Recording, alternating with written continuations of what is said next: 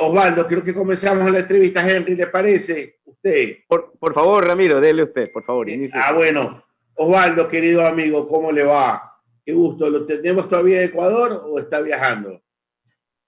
Buenos días. Un gran saludo a todas las personas que nos miran, nos escuchan, al panel. No, todavía, al menos los destinos que yo frecuento, cada mes cambia el buscador. Me dice octubre, luego me dice noviembre, así es de marzo. Oiga, mi querido Osvaldo, vamos a las pruebas al canto. Todavía las fichas no están, pero ya se van acomodando. ¿Cómo vislumbra el panorama? ¿Cómo ve el movimiento de las olas frente a este océano político que cada día la incertidumbre se despeja en cuanto a quiénes son, no a quién va a ganar? Bueno,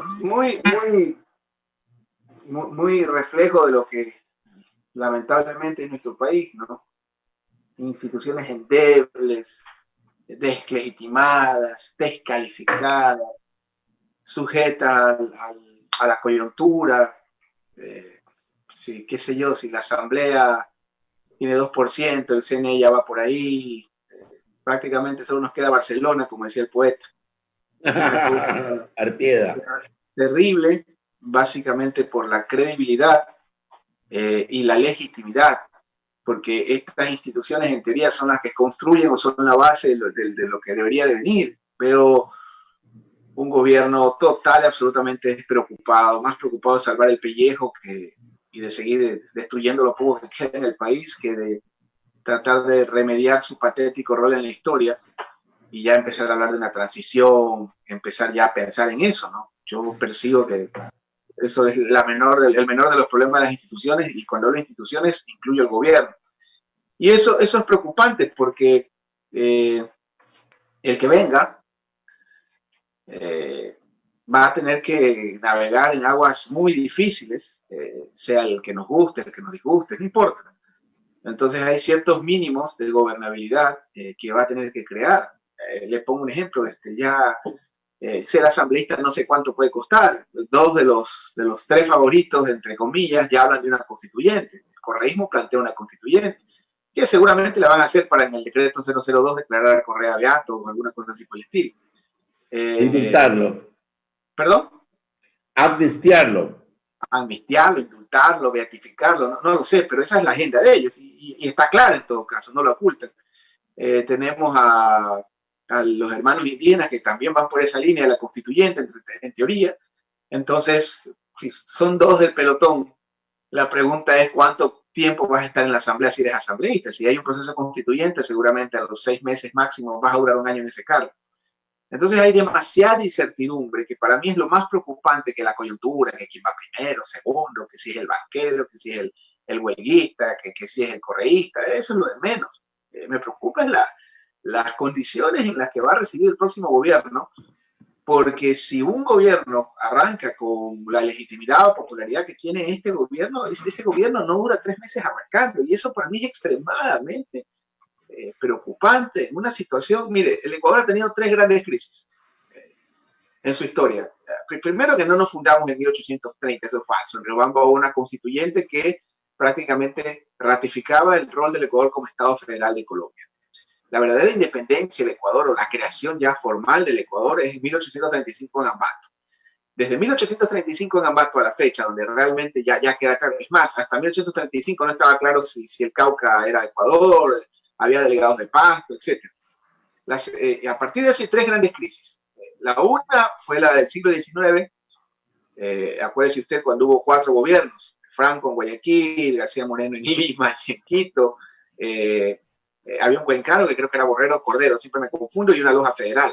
Tal es así que García Moreno llega en un barco peruano a Guayaquil a vencer a Franco. Tuvimos a la flota peruana apostada aquí durante casi 6 meses en Guayaquil. La segunda crisis, que fue una crisis externa también, fue la de 1941, la alevosa y cobarde invasión peruana, que gracias a la naturaleza y a Dios que nos protege, el calado de los destructores peruanos, que eran de última generación en esa época, no entraban al manglar, no tenían esa capacidad. Gracias a Dios, si no, se tomaban Guayaquil, porque fue muy parecida, la respuesta que tuvo el gobierno con las Fuerzas Armadas fue muy parecida a la que tuvo con los médicos en esta pandemia de este gobierno. Y la tercera la más terrible, que creo que la vivimos, salvo la licenciada Jaramillo, que creo que no la vivió, fue la del año 99, que fue, de acuerdo a los expertos, no lo digo yo, a gente que ustedes entrevistan día a día, y de verdad que a mí me honra mucho estar en Tenía 9 añitos. ¿Perdón? Tenía 9 añitos. Ah, bueno, estaba muy chiquita y estoy seguro que su familia se encargó de que no lo perciba. Entonces, la tercera crisis que todos las vivimos, que yo, por ejemplo, además de estar honrado de ser parte de estos paneles, también escucho a los invitados para aprender, sobre todo de economía, que es donde yo estoy tratando de prepararme y formarme más, que yo reconozco siempre mis vulnerabilidades y estoy tratando de estudiar más economía. Pero en todo caso, todos los indicadores del 99, que es considerada la crisis más grande, al menos la última del Ecuador, son mejores que los de hoy. Para que usted tenga una idea, en el 99 el país cerró con menos 6%, y las instituciones cerraban con 6%. Por ejemplo, el Congreso hubo que cambiarle el nombre a Asamblea. ¿Por qué? Porque estaba totalmente deslegitimado. Y ahí viene lo que más o menos como lo que fue Vietnam para los gringos, el boom de las drogas, digamos, la perdición, digamos, de varias generaciones en Estados Unidos fue con Vietnam. Para mí, más allá del tema de la tabla, porque es un tema con psiquiatras, no conmigo, a pesar de que mi padre fue psiquiatra y mi madre es psicóloga clínica, fue el 99, porque esos 2 millones de ecuatorianos, cabezas de familia, cuidado, no es que se fueron 500.000 familias, porque la familia promedio tenía 5 personas en aquel tiempo. 2 millones de cabezas de familia se tuvieron que ir del Ecuador, y los niños quedaban en manos del vecino, del abuelo, de la tía, de cualquiera, y eso fue nefasto. O sea, yo creo que fue más que el peso, el mismo peso económico. Entonces, hoy los indicadores nos indican, valga la redundancia, que la crisis es peor, porque vamos a cerrar con 12%, menos 12% en las cifras más optimistas. Las encuestadoras no están de acuerdo con quién va primero, quién va segundo, quién va tercero, quién va cuarto, eso es lo que menos me preocupa a mí. Pero al menos la valoración institucional en todas son iguales, ¿no? La Asamblea tiene 1 o 2% de aceptación. Perdón, Osvaldo, pero un poco para entender lo que usted nos está diciendo. Está describiendo el Ecuador que va a recibir quien quiera sea que gane, ¿ya? Esa es la realidad de lo que va a recibir el que sea que gane, no nos interesa ahorita. Y la parte que sí nos incumbe a nosotros es que tenemos que escoger también, porque lo que va a recibir necesita de alguien talentoso y con capacidad para medio enderezarlo o enderezarlo por completo. ¿Estamos de acuerdo en lo que usted quiere llegar? Yo lo voy a repetir, lo dije públicamente y lo vuelvo a decir las veces que tenga que decirlo, a pesar de que mucha gente me critique. Yo creo que el hombre más preparado para conducir el país era Jaime Nebot. Creo que él era el que más, si hablamos de un tema de recursos humanos estrictamente, ¿no?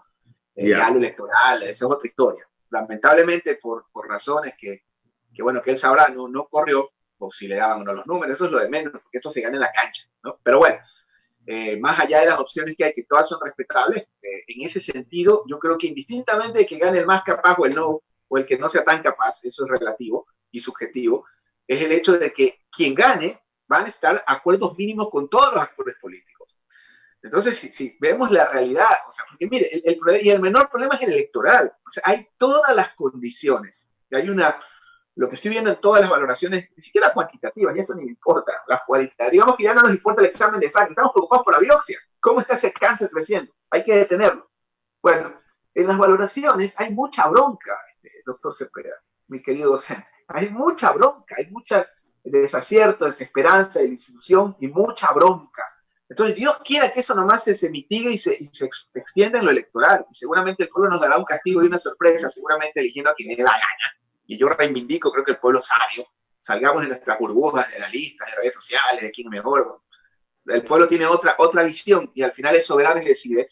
Entonces, Dios quiera que ese enojo solo se canalice en lo electoral, porque están dadas todas las condiciones, peores que las del 99, con 2 agravantes. Ahora no hay a dónde migrar. Se han ido a la calle 400.000 personas, ya van por 420.000, y lo sabemos porque son empleos formales, gente que sale deja de cotizar en la seguridad social. De esas 420.000, le ruego que me ayuden, si algún funcionario del banco del BIES, del afiliado, viene estos micrófonos. Entiendo que hay cerca de 90.000 personas que tienen una hipoteca, de estas que están quedando desempleadas. Entonces, usted conoce Europa mejor que yo. Estamos a puertas de una explosión en el sentido que los bancos van a tener que, obviamente, como todo banco, ejecutar esas hipotecas. La clase media está ahí viendo la tarjeta de crédito literalmente, ¿ya? Entonces necesitamos a un hombre, y quisiera decir una mujer, pero lamentablemente solo hay hombres inscritos, o una persona lo suficientemente hábil, primero para crear las condiciones y construir la gobernabilidad con el resto de actores políticos. Suponiendo que gane el señor Lasso, que podría pasar, el correísmo va a ser clave. Y me parece una estupidez, perdón, le voy a decir, el diccionario dice estúpido, persona que no tiene capacidad de entender algo. Estúpidos, es una estupidez no dejar inscribir el correísmo o al indigenismo o al mismo Lasso. Es una barbaridad. Entonces, si mañana gana el señor Lasso, estúpidos, a los que no quieren que participe el correísmo, ¿ya? Si mañana gana el señor Lasso, va a tener que llegar a acuerdos mínimos con el correísmo, con el indigenismo y viceversa. Si regresan los correístas, que los veo más preocupados en la venganza, en realizar a vengarse, ¿no es cierto? Van a necesitar al lacismo, en este caso que lo comparo mucho con Macri, y a los mismos hermanos indígenas. Si gana el indigenismo, ¿sí? Porque esto de que sí, ya hay que acabar con la reivindicación, de que el mundo mestizo no nos entiende, debe ser al revés. Ahora ustedes tienen que tener al mundo mestizo si pretenden gobernarnos, ¿no? Son una opción muy seria, les cuento, con muchas posibilidades de llegar a coronel electo. Ellos van a necesitar acuerdos mínimos con el correísmo y con el lacismo. Si pretendemos que el que venga de alguna forma, más que resolver este descalabro, que hay que ser responsables intelectualmente, no se puede resolver esto en un mes, va a tomar tiempo, pero vamos a tener que tener acuerdos mínimos, si no la gobernabilidad va a ser nula, y si este año cerramos con -12, el próximo puede ser peor. La gobernabilidad es un acuerdo de gente sensata y de gente desprendida. Lo que menos ha demostrado nuestra clase, lo que menos ha mostrado nuestra clase política es sensatez y desprendimiento. ¿Cómo ponerles ese chip, Osvaldo Moreno? ¿La necesidad de la presión o simplemente la cercanía al precipicio? Mire, dentro de... No sé si a usted le ha pasado que usted está en un cuarto oscuro, totalmente oscuro, y cuando uno enciende una cerilla, como dicen los gallegos, los españoles, perdón. Cerilla. Una cerilla o un fósforo. Oiga, en su ejemplo, ¿solo o acompañado? Perdón, solo. Ah, ya, ok, pero póngalo claro, pues, Osvaldo. Cuando usted enciende una cerilla, como dicen los españoles, ya se ha visto que la luz impone ante la oscuridad, de pronto todo claro. se enciende, la luz impone. Entonces, aunque le parezca mentira, yo tengo un optimismo extraordinario en que hay sectores, digamos, todavía existe en un momento en que ser joven no vale nada. Los escándalos de corrupción más graves del país son hechos por gente joven, qué dolor. Que a mí esto me mata. Al final es la justicia, si es que todavía existe la justicia, es la que debe encargarse del tema, pero realmente que sea los referentes de los escándalos de corrupción sean gente joven, es una cosa espantosa.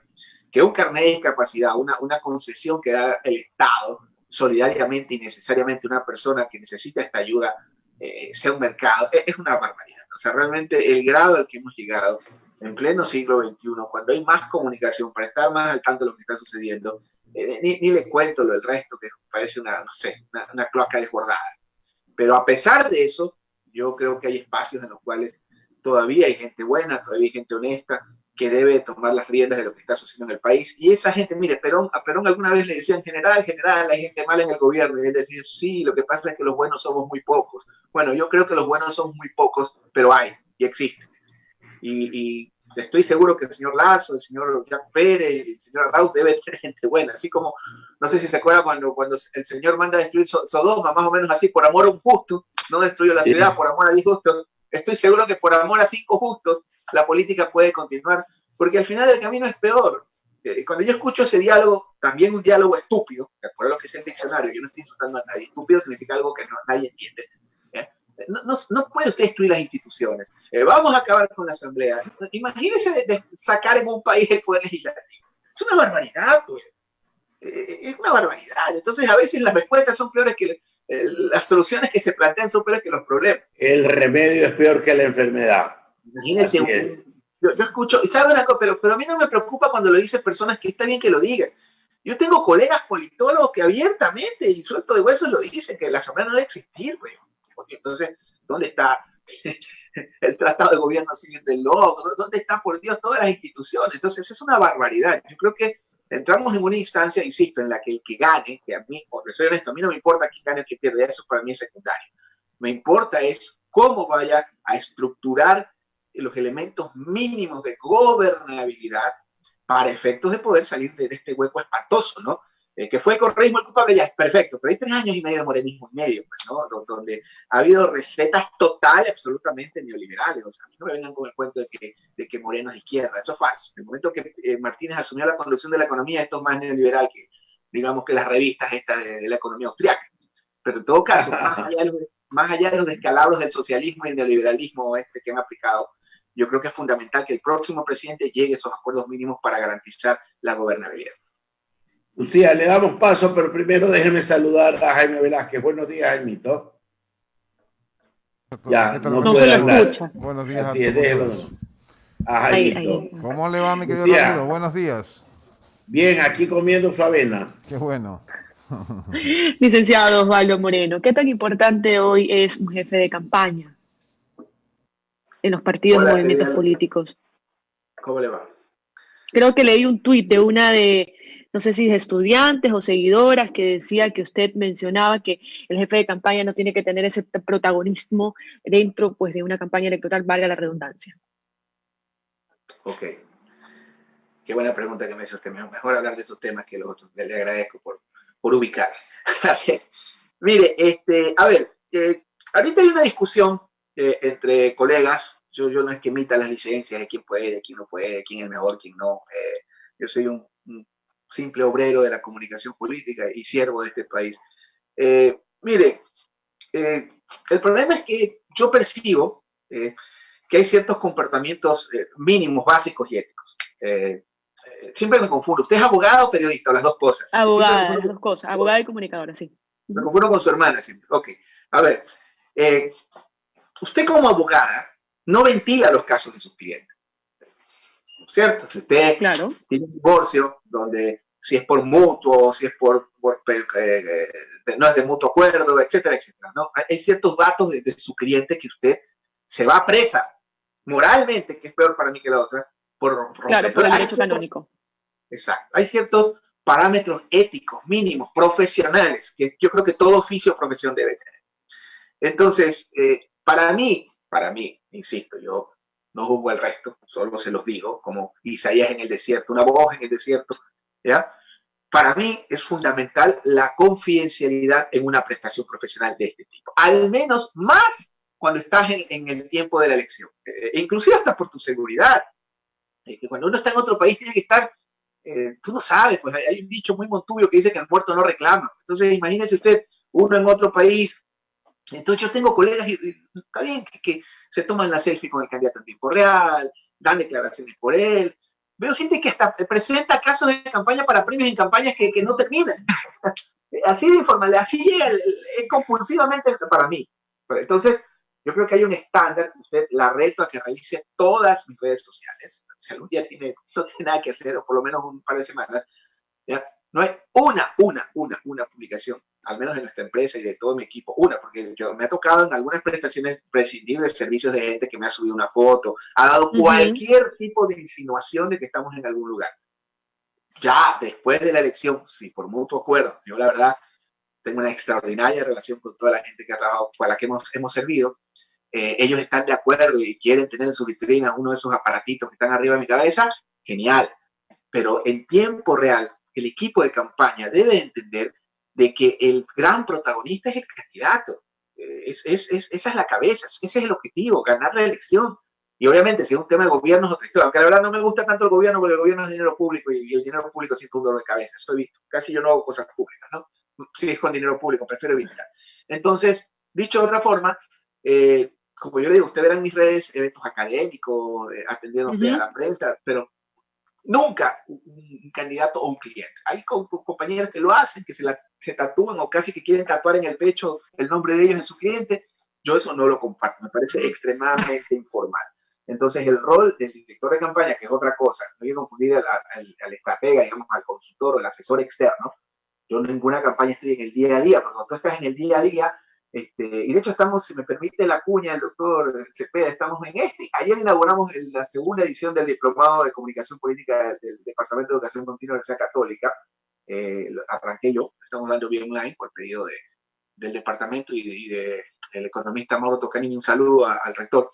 Entonces, ayer justo estamos hablando de eso. Entonces, en la comunicación política, el director de campaña es el tipo que, digamos, que plantea o ejecuta los elementos tácticos, ¿no es cierto? Ese es el táctico, es el que ejecuta, el que lleva a cabo. Ese sí debe estar en el día a día y tiene que tener un perfil totalmente bajo. Para eso hay voceros. Una campaña debe tener correcto. una serie de voceros. Pero bueno, siga, que usted me hace emocionar, pero me hace hablar de esos temas. Licenciado Osvaldo Moreno, en otro tema.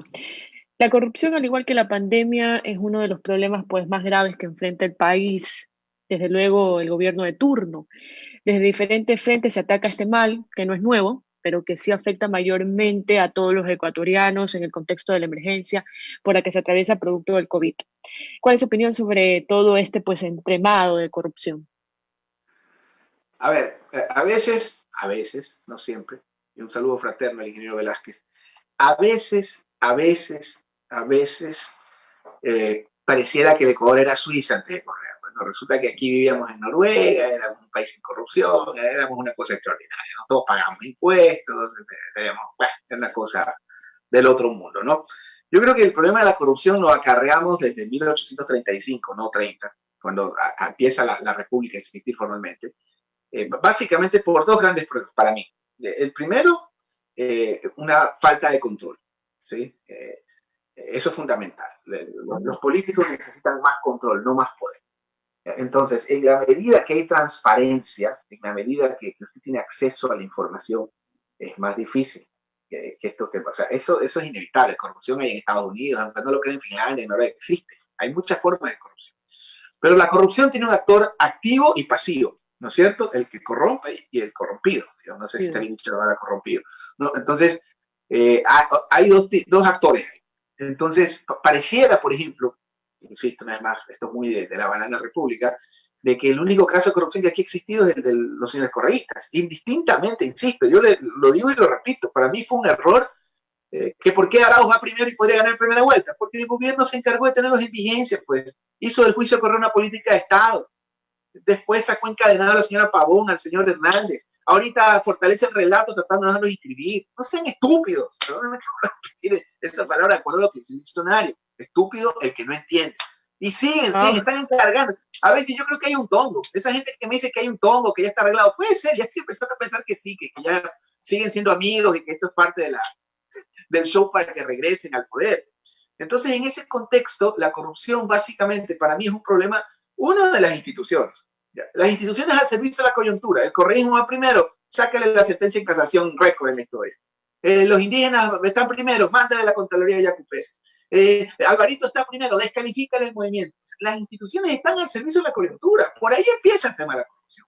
Cuando usted tiene instituciones sólidas, fuertes, se blindan las sociedades. Mire el caso de Estados Unidos. Y eso que si es pro-yanqui o anti-yanqui. A mí los gringos me encantan cuando están en Disney. A mí me encantan los gringos cuando me compran cosas. Cuando me dicen qué tengo que hacer o qué debemos hacer, no, gracias, señor. Usted vaya a control. Usted no puede ni controlar los tiroteos en centros comerciales. Viene aquí a quererme controlar la selva y la droga. No, ubíquese. O sea, hay parámetros y parámetros. Y dentro de esos sí y esos no, con los gringos, que yo los veo como socios. Porque hay algo que se llama, les cuento, Lucía, yo también soy especialista en relaciones internacionales. Y eso nos formó Carlos Estarellas en Ecuador. Claro. El más derecho internacional. Fue mi profesor. En las redes internacionales hay lo que se llama política exterior, ¿ya? Y relaciones internacionales. Usted tiene relaciones internacionales con todo el mundo. Uno tiene relaciones internacionales con Uganda, con Estados Unidos. Política exterior usted tiene con un país. Entonces, el Ecuador tiene relaciones internacionales con todo el mundo y una política exterior con Colombia, por ejemplo, segundo socio comercial. Con Estados Unidos, primer socio comercial. Entonces, la política exterior nuestra, Estados Unidos es una gran parte, ¿no? Pero lo que yo admiro a los gringos, como le comentaba, es esa capacidad de respeto a sus instituciones. El señor Trump le sacan una sentencia y así bote espume la cara. ¿Ya? Entonces, en el caso de Nixon, a Nixon lo hicieron renunciar antes de que ose de alguna forma cuestionar la investigación. Entonces, yo creo que el gran remedio para la corrupción, más que poemas, nosotros partimos una solidez de la. Muchísimas gracias, licenciado Osvaldo Moreno. Damos paso a mi compañero Jaime Velázquez, que se encuentra en cabina. Lucía, ¿cómo le va? Osvaldo, un placer tenerte por acá. Te voy a hacer una última pregunta nada más por el tiempo. Finalmente, ¿cómo ves la situación? Porque te he escuchado hablar con Ramiro, con Lucía, Pero la incertidumbre política, o sea, dónde se juegan las piezas, cómo está el tablero o el ajedrez político cuando los ciudadanos no saben hacia qué rumbo tomar, qué hacer en estos momentos. ¿Cómo ves tú la situación? Creo que ya no se nos fue. Osvaldo, ¿estás ahí? A ver, se está conectando nuevamente Osvaldo. Hola, ¿Cómo perdón. vas? No sé si es que me escuchaste. Disculpa, lo que pasa es que alguien me tiene que enseñar qué hacer cuando uno da entrevistas con el celular. Me entra una llamada y se descalabra todo. Sí, Ahorita no escuché la pregunta. Adelante. Bueno, como te decía, a ver, justamente por el tiempo, te voy a hacer una sola pregunta. Y en el tablero político, ¿cómo ves tú la situación? Porque te escuché con Ramiro y te escuché con Lucía, pero ante los hechos actuales, ¿cómo ves la situación hacia la final, es decir, hacia la segunda vuelta? ¿Quiénes van a estar presentes? ¿Cómo se vislumbra con toda la información que tú tienes como analista político? A ver, yo creo que falta todavía bastante tiempo, ¿sí? Entonces, determinar quién va primero, quién va segundo, quién va tercero, quién va cuarto, para mí al menos, le voy a decir la oración del consultor. Señor, líbrame de las encuestas en las que voy primero, porque de los votos me encargo yo.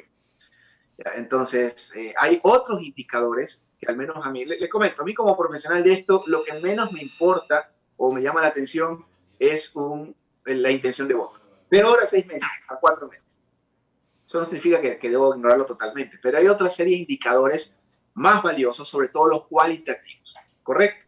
Entonces, en ese contexto, yo veo 3 tendencias claramente identificadas, determinadas, que representan determinados pensamientos, determinadas doctrinas, determinados actores, y te lo digo frontalmente, el señor Pérez, el señor Lasso y el señor Ramos, ¿no? Okay. Entonces, en ese escenario, sin descartar a Isidro Romero, que hay días que me gusta su campaña, se lo digo abiertamente, la campaña me está gustando la de Isidro, parece que hay gente que sabe bien. La de Montúfar también me parece que hay bastante madera como para o sea, Montúfar sí puede decir, yo no he sido parte de nada, ¿no? Entonces, digamos que tengo 3 actores que están ahorita en la escena, que son Pérez, Lasso y Arauz, y veo 2 que están como en sala de espera. No sé si están esperando que les confirmen el vuelo. En lista de espera, que son Montúfar y que a mí en lo personal Montúfar me parece un tipo extraordinario dentro del contexto y la flora política que hay, ¿no? Y el caso de Isidro Romero. Entonces, dentro de esos 5 actores, 3, digamos, ahorita en la palestra y 2 en lista de espera, me parece que hay elementos cualitativos que ellos deberán modificar en su campaña. Por ejemplo, Lasso, yo no entiendo cómo todavía permiten voceros que defienden a Maguán, que defienden a Moreno, qué sé yo. Entonces, ese tipo de vocerías, es más, yo de Lasso haría cerrar algunas cuentas de Twitter, que hacían racismo, las bloqueó hasta la elección. Pero esa es su campaña. En el caso de Pérez, yo percibo que todavía es un movimiento étnico y ya debe proyectarse con contundencia como una alternativa nacional. Y en el caso del correísmo, tiene que darle certezas a la gente que no cree en ellos y no de forma gratuita. O sea, hay gente que desconfía y con razón, por las razones que sean. Y entonces el correísmo, más allá de su venganza y su vendetta personal, el correísmo creo que debe dar ese tipo de señales que no van a repetir los errores, las barbaridades que cometieron, así como cometieron grandes aciertos, si no nos generan nostalgia. Y obviamente si la vara es Moreno, sin duda cualquiera se hace extrañar. Entonces, en ese contexto, esos 3 actores creo que tienen esos temas que modificar. Y en ese escenario, bueno, ya en una eventual segunda vuelta, valga la redundancia, habría que ver cómo reaccionaría la sociedad. Estamos en tiempos de pandemia, encerrados. ¿Quién representaría lo nuevo? Lasso claramente es el candidato del establishment. Él debería despojarse, desprenderse de eso, y no lo veo con las intenciones. A Yacu Pérez me parece extraordinario, el mensaje de los millennials, toca el saxofón, anda en bicicleta, le gustan las gringas, pero también tienes que hablar de temas serios. Pues, ¿no? La gente tiene un problema económico grande y tú tienes que dar certezas en ese sentido. Y porque el tema económico es global, es universal, o sea, por primera vez en mucho tiempo todos estamos de acuerdo que el gran problema del país es económico. Y en el caso del correísmo, como le indicaba, tienen que dar señales al país de que más allá de la venganza van a venir, digamos, corregidos y aumentados para bien. Entonces, estas son las opciones que veo hoy y habría que esperar, obviamente, cómo desarrolla su campaña Montúfar y Romero, que eventualmente podrían ser lo que me llame la atención en lo venido. Pero hasta que las listas no estén calificadas, inscritas, para mí esto, yo le podría decir mañana la segunda vuelta entre Romero y Montúfar, se me ocurre, porque entiendo que está impugnado el Lasso por los países fiscales, entiendo que está impugnado el correísmo por llegar tarde, y entiendo que también hay un problema que tendrían los indígenas eventualmente. Entonces, imagínense que se van los 3 de la lista. Entonces, hasta que no estén inscritos y calificados, es un poco difícil determinar qué es lo que puede suceder. Osvaldo, tal vez la pregunta que voy es hacia, porque ustedes estudian mucho al votante y el votante ecuatoriano es complicado. Sin embargo, creo que el ciudadano ecuatoriano no olvida, no es bobo, no es bruto, o sea, no es que es un borreguito. Al contrario, yo creo que en las urnas se han visto algunas situaciones en que han demostrado el pueblo ecuatoriano que quiere A o B opción. Y ahí se ha dado uno cuenta de que, primero, que los votos no son endosables, segundo, de que efectivamente no es que porque me dicen que me van a dar pan, techo y empleo voy a ganar, sino que efectivamente porque creo en algo o me convenciste en algo, en las urnas sí se pagan. ¿Tú crees que realmente el correísmo, después de todos los escándalos, después de todo lo que se ha hablado del gobierno anterior y del actual, porque son parte tengan alguna oportunidad de seguir en la lucha, porque el pueblo no perdona? A ver, esto que le voy a comentar es preocupante en el contexto de que la gente no vota en nunciólogos. Si fuera así, Villavicencio sería favorito para ganar en primera vuelta. Correcto. Por un lado. Por otro, también la sociedad en su conjunto en ocasiones termina aceptando a los políticos, ¿no es cierto? Es como el padre alcohólico pegador. Ya cuando estás grande, mi papá era un alcohólico, pero me dio la universidad. Mi papá le pegaba a mi mamá, pero nunca me faltó nada. Me explico, esa relación que es un problema psicológico. Lo uno no está bien, ni lo otro tampoco. Entonces, generalmente los electores, la sociedad genera unos vínculos con sus mandantes, con sus mandatarios. Entonces, así como el correísmo cometió errores y barbaridades, sin duda, yo creo que ellos están cosechando lo que sembraron. Yo estoy seguro que si hubieran tenido una oposición real, hubieran hecho lo que hubieran tratado de no dejar inscribir. De hecho, a Gutiérrez no lo dejaron inscribir en la primera. ¿No? Acuérdense. ¿Ya? Entonces, lo que pasa es que el correísmo no tuvo contendor.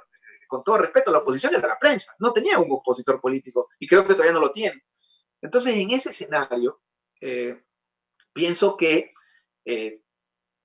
el pueblo o la gente equipara cuál es la vara. Entonces, si la vara es Moreno, ¿ya? Vamos a los resultados. Olvidémonos de mis exabruptos de calificar de estúpidos a los estúpidos, porque estúpido es el que no entiende. ¿Ya? Vamos a ver los indicadores. ¿Ya? De acuerdo a todos los estándares, libros, análisis serios, el país que tuvo la peor respuesta en manejo de pandemia fue el Ecuador. Les cuento el caso de Guayaquil. No me hagan acuerdo porque voy a entrar en depresión otra vez. Acabamos de vivir una tragedia espantosa, donde lo que no funcionó precisamente fue el Estado. ¿Conducido por quiénes? O sea, no nos engañemos, hay un lapso que se llama Lenín Moreno, que es en gran parte, insisto, la causa o el detonante que el correísmo esté en vigencia. Entonces, así como cometieron barbaridades, también hicieron cosas fuera de serie. Entonces, yo recuerdo el diputado, el azameta, mi gran amigo Leonardo Lesterico, decía lo del burro volando antes del puente. Ahí está el puente. Entonces, hay sectores de la sociedad que se sintieron reivindicados, que se sintieron, digamos, escuchados, se sintieron servidos. Si tú tienes gente que representa X y Z gremio saliendo a los medios diciendo que $400 es un sueldo poco competitivo y es muy alto, eso le estás transmitiendo a la gente. Pues si sale otro que le dice, yo no voy a dejar que te voy de tu trabajo, ¿me explico? Entonces, hay una serie de razones, ¿sí?, que hacen que el pueblo, no equivocadamente, yo creo que el pueblo no se equivoca, el pueblo castiga al que tenga que castigar. Entonces, en ese escenario y en ese contexto, yo creo que el correísmo termina siendo un síntoma o una reacción dentro, obviamente, de una serie de circunstancias. Estamos viendo lo que acaba de pasar con la educación pública. Estamos viendo los recortes en materia de salud, de educación. Acaban de votar 600 profesores de la Universidad Central en plena pandemia, a cortas de un rebrote, porque ya Israel ya lo dijo, ya está preparada, en Europa se están preparando para el próximo rebrote. Aquí los médicos están en las calles haciendo huelgas, pero sí plata para los tenedores. ¿Me explico? Entonces, no es gratuito esa nostalgia hasta hacia ese malo conocido. La vara es Moreno, pues. Un gobierno que lo rechaza el 96%. Un gobierno en que no sabes quién va a amanecer mañana preso, pues, por Dios. Entonces, en ese contexto hay razones de fondo, ¿no? Que no son nice, no son maduros. Hablamos con 4 anglicismos de cada 10 palabras y todo es Venezuela y comemos chicle y que son pobres porque quieren, que son inmaduros. No, no son inmaduros. Tienen clarísimo qué les conviene y qué no les conviene. Y si deciden qué es el correísmo, bueno, yo creo que, insisto, que el correísmo lo que debe de hacer es entender el momento histórico, olvidarse de sus venganzas personales y crear un gran acuerdo nacional. Si no se sientan las fuerzas políticas el 23 de mayo o después de la segunda vuelta, a ver cómo bajamos este desbarajuste entre todos, el escenario es bastante oscuro.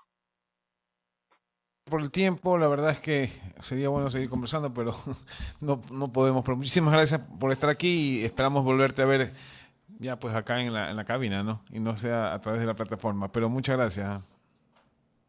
Bueno, un gran abrazo a Eduardo Mendoza, un gran abrazo a Wendy, a todos ustedes, al doctor Cepeda, a ustedes, a Lucía.